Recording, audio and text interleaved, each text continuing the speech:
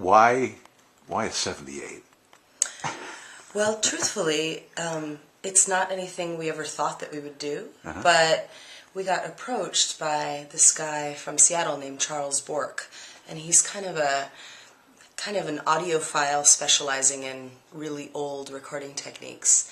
And he had seen a show of ours up in Seattle at Conner Burn, and he had his friend write us an email kind of telling us a little bit about his label. It's called Groove-O-Matic Records.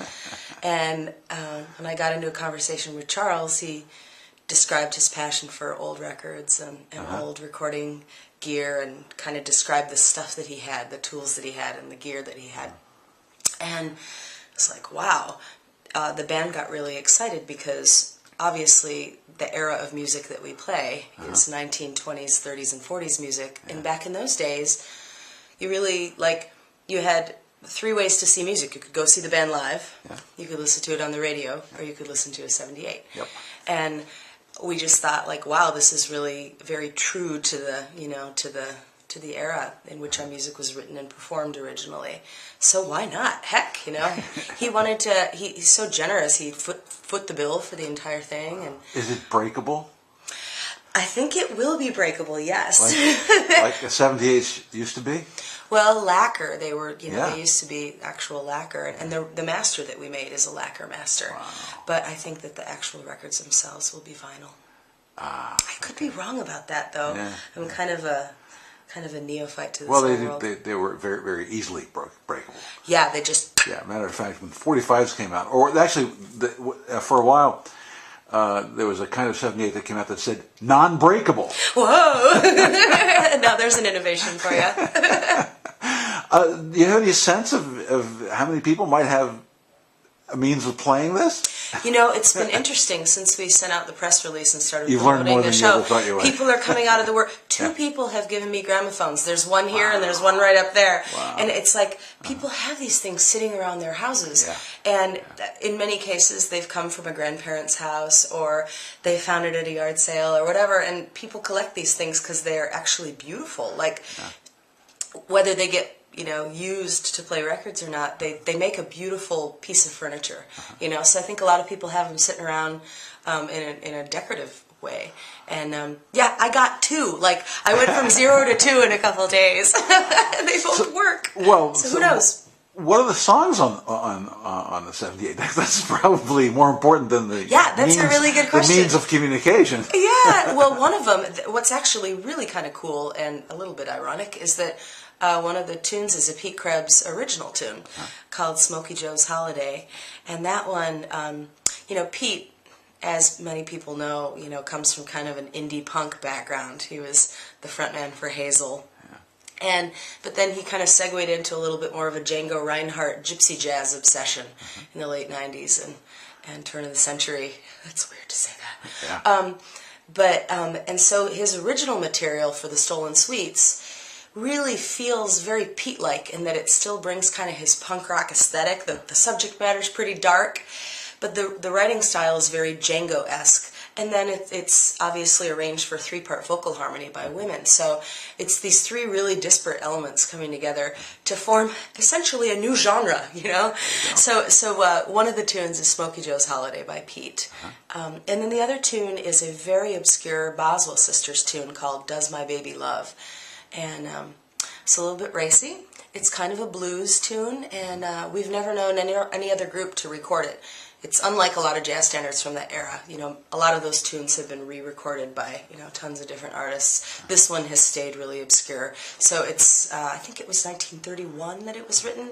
And it's certainly not one of their well-known tunes, even by Boswell aficionados. So we appreciate that that it's kind of been in the earth for a while. We're trying to kind of bring it out and resurrect it with our stamp on it. Now, were these recorded for the 78, or was it...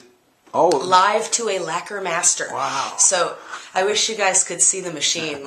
It's called a lathe cutter, or a lathe, I guess. They just call it a lathe. And the experience of being in the recording studio was pretty surreal. We had to we had to obviously record live, but not only with no overdubs. So none of the technological advances that most bands enjoy on a daily basis when they're recording. We had to not only nail the track, but everything had to be mixed perfectly.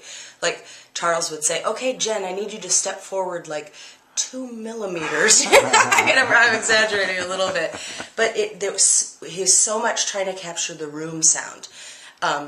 Because that's what this music requires, is balance, and because they're not mixing it with sliders, we're not mixing individual vocal tracks or individual instrumental sounds. He's relying on the size of the room and the shape of the room and the baffles to mix the individual voices, and instruments as voices as well. So it's just everything has to be kind of lying in a perfect place, So there was that element. And then not screwing it up. And then when we finally got the right track, it was literally burned live or cut live by a lathe into a lacquer master. And it's just an unbelievable process. And seeing this machine, it kind of felt like stepping into a wild genius's laboratory. Because when it was cutting, it was sucking up the excess into this bell jar, this mechanized vacuum. It just looked so cool, and very much kind of spooky and magical at the same time. We were pretty taken with the whole process, but it was challenging on an artistic level. Well, how did all that affect your performance, or did it? Well, because we had to be so still. In order to, create that mix and that balance that I was talking about, we weren't able to really get into it and feel free, and yet our performance had to be soulful because we're making a record. So we had to be standing perfectly still, but summoning this soulfulness, and this energy, and that was weird. That was really weird, and it made me think about how they made records back in the 20s and 30s. You went on the radio, you played on the radio, and they made a record, and that was your record. And if you listen back to a lot of these early Boswell Sisters recordings, there are lyrical mistakes on many, many tracks. They got one shot. If they screwed it up, that was the record. You were stuck with it. So it was kind of cool to be, to be a walking anachronism in that sense, I guess is a good way to put it, and step into their shoes a little bit. Huh. So the gig is Thursday?